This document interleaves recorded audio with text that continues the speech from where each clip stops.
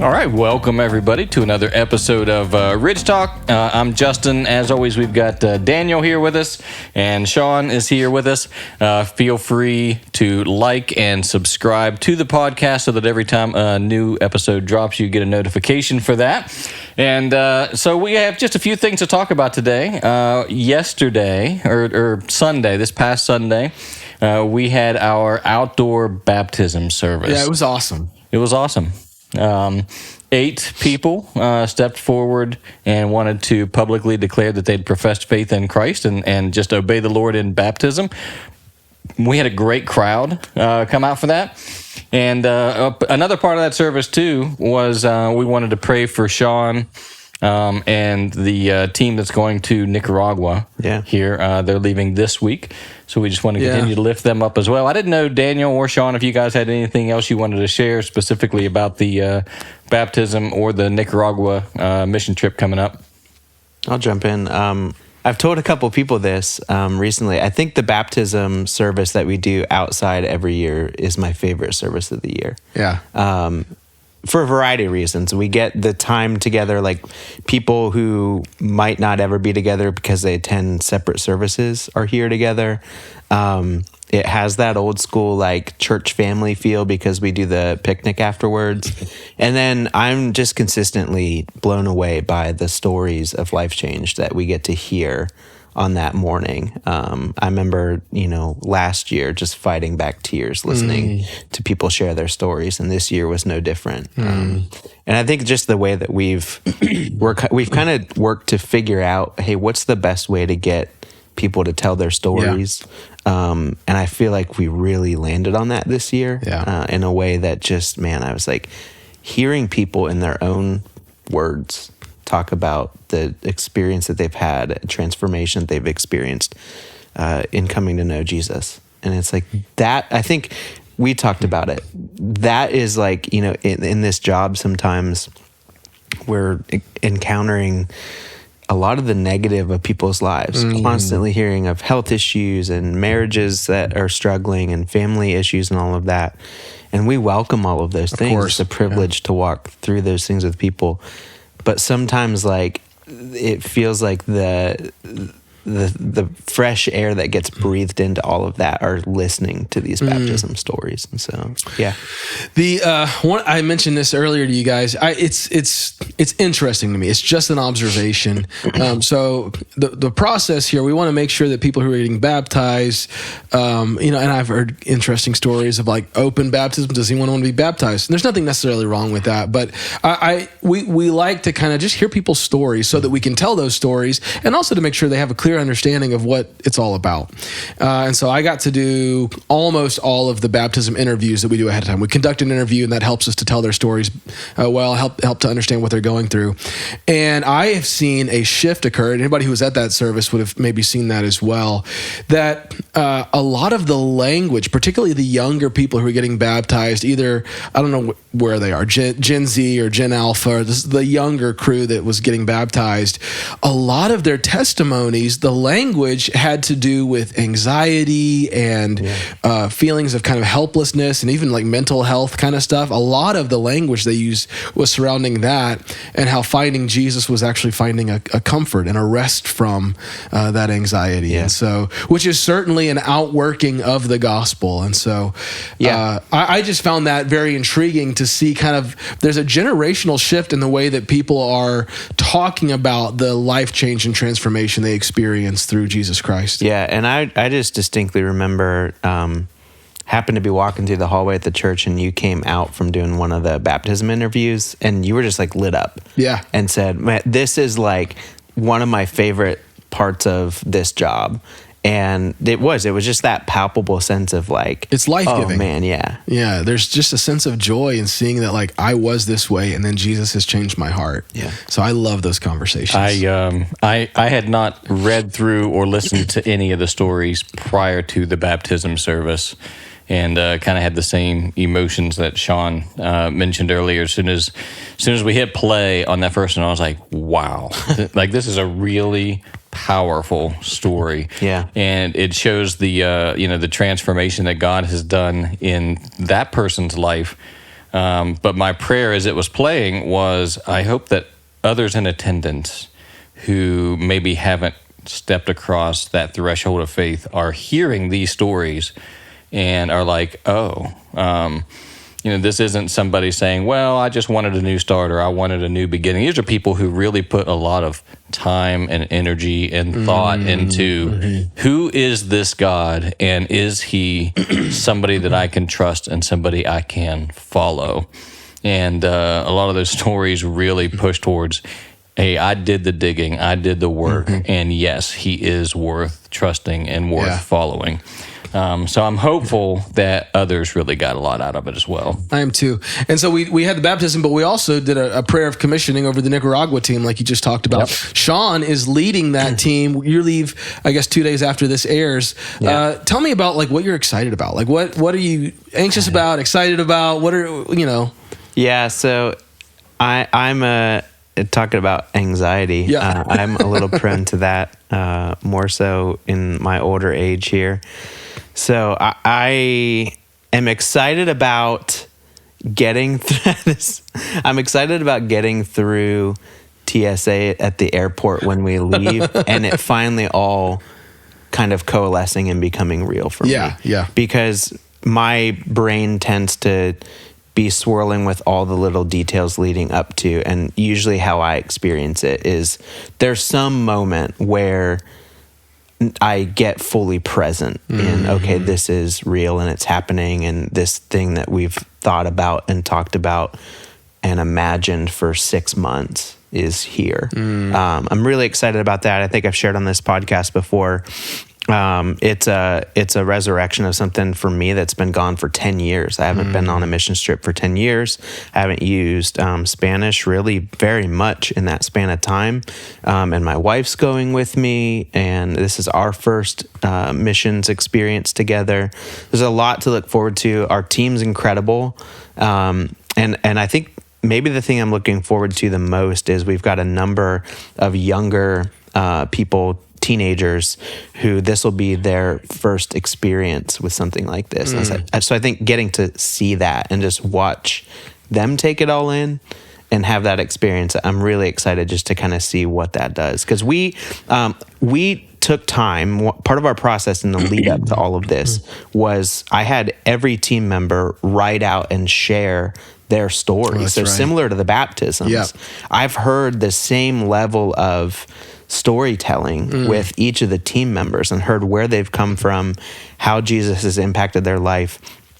We will actually be doing versions of that while we are there with some of the students who we'll be interacting with.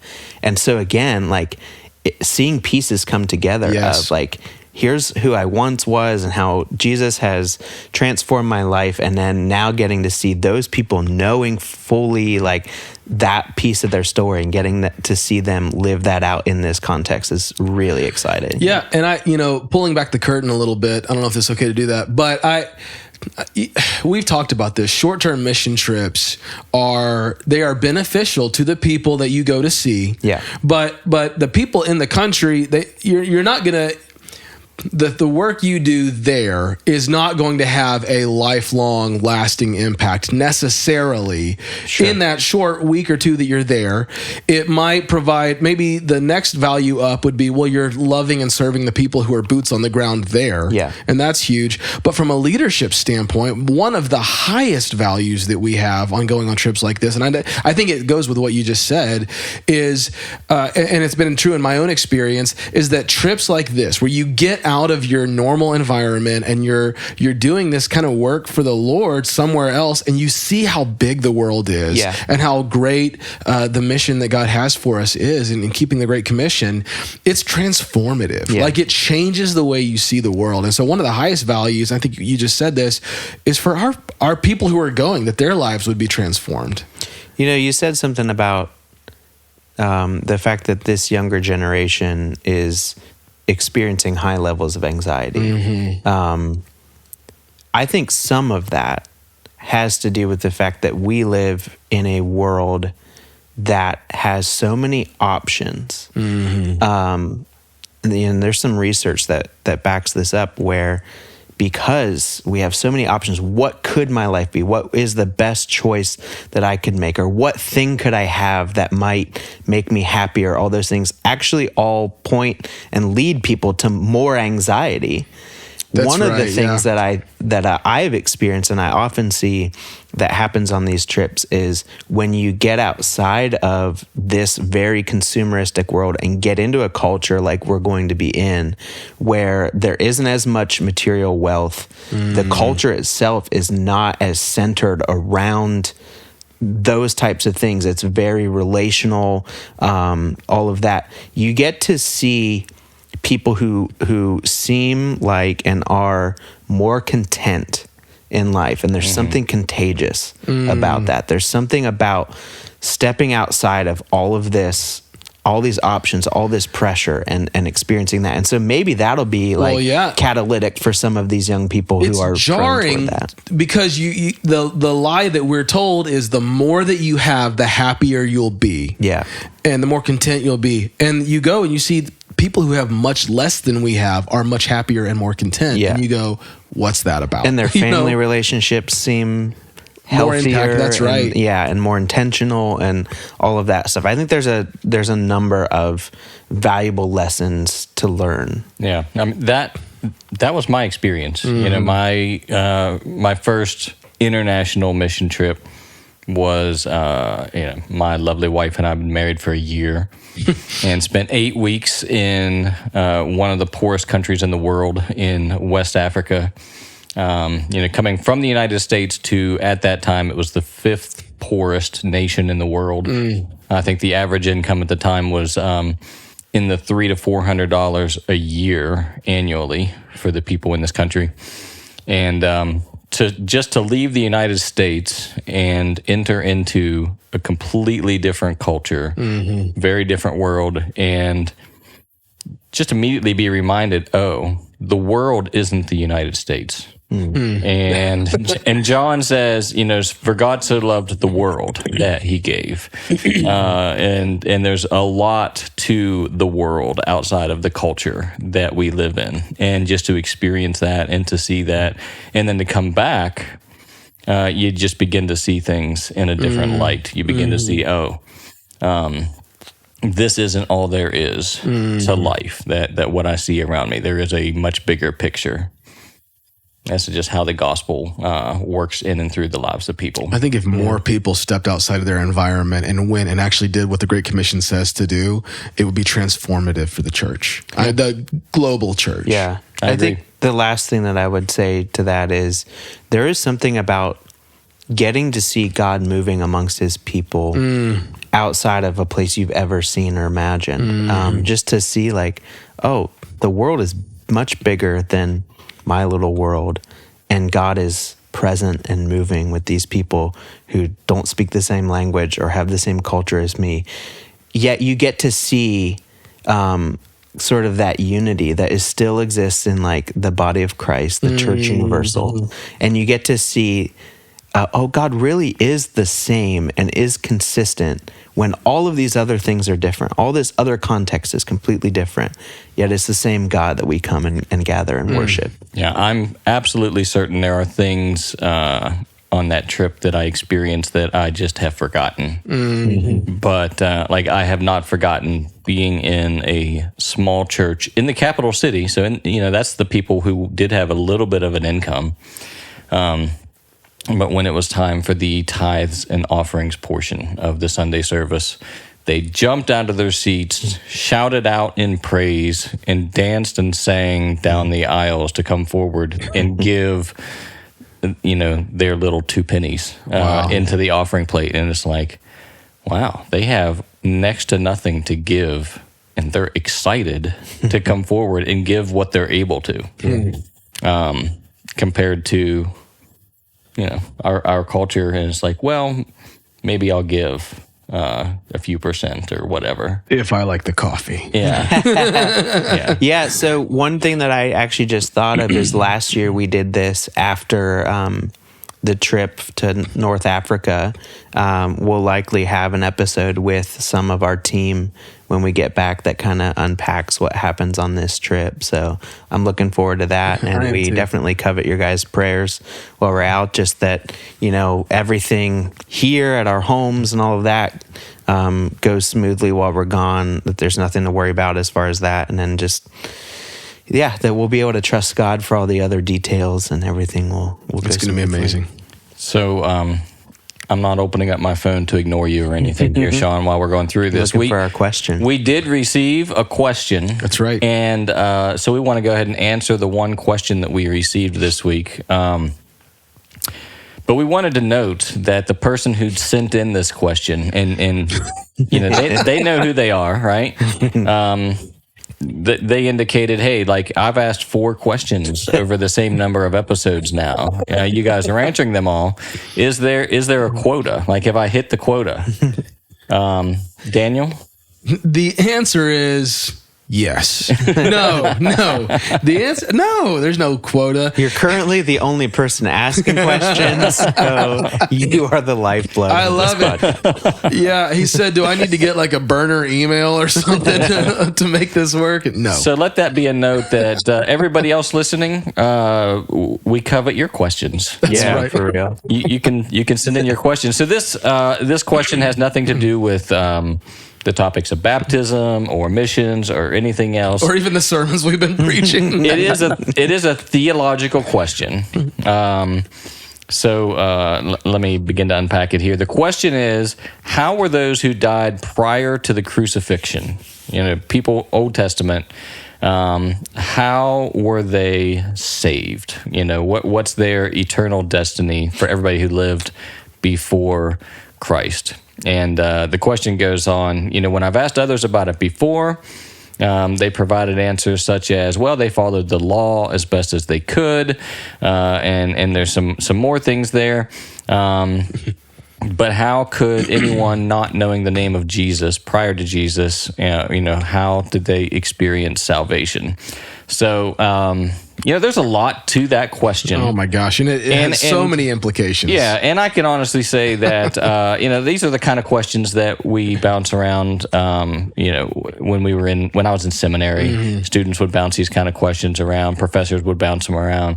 And the one thing that I want to note, and we've talked about this on the podcast before, is as a church, we like to focus on, hey, what are the essentials in salvation and in church doctrine, and what are the things that we can be open-handed on, and that different churches or even different individuals in a church might have a different perspective. This definitely falls into the open-handed category. Oh, for sure. It's like a jar 3 or a jar 4 kind of topic where it's like, hey, we can look at the scriptures and we can make observations and we can come to some potential conclusions and realize, we still might be wrong, and that's okay.